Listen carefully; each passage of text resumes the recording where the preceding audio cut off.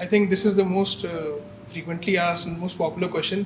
Why do RC transfers delays cause so much anxiety for sellers? So this is one problem that we have been grappling for some time. Yeah, RC transfer has as much to do with the governing bodies as it is with us. Finally, to do the RC transfer, we have to liaise with RTOs. And RTOs come under the jurisdiction of state authorities. And you can only do so much to ensure that the RC transfer is done. Just giving you some certain examples where it becomes very hard for us to do RC transfer of a car. Say a seller sold the car and the dealer or the buyer wants to get the car transferred to them. If there is party peshi mandated by the RTO, then we'll need seller at the time of RC transfer to show up. Now it becomes hard for us if they don't show up. Same with, say, hypothecation.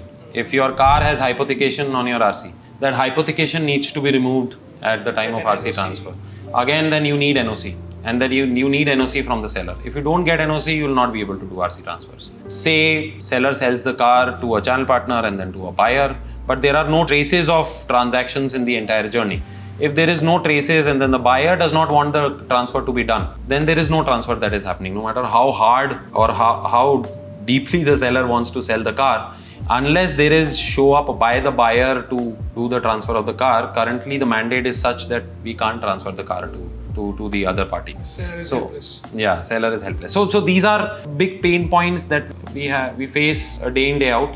We have been trying to address it. We have been very, very closely working with the government, with different governing bodies, with different secretariat offices to ensure that the right regulations are passed for easy, seamless RC transfer between seller and a buyer. So one such thing is deemed ownership, right? What is deemed ownership? Deemed ownership is where we say, for instance, I as a platform take temporary or interim ownership of the car, where the seller is now not the owner of the car, it is me for a certain duration. And then I can decide whenever I get a buyer, I will transfer that ownership to that buyer. Now, in that process, how it helps the seller is for that brief duration, now seller is not liable for that vehicle. So anything that happens with the vehicle is our responsibility, which we will take up. But to have that process in place, you need to have that tech infrastructure in the RTOs. And for that to happen, government needs to mandate that at a state level. So we have to work with all state bodies to ensure that those get reinforced.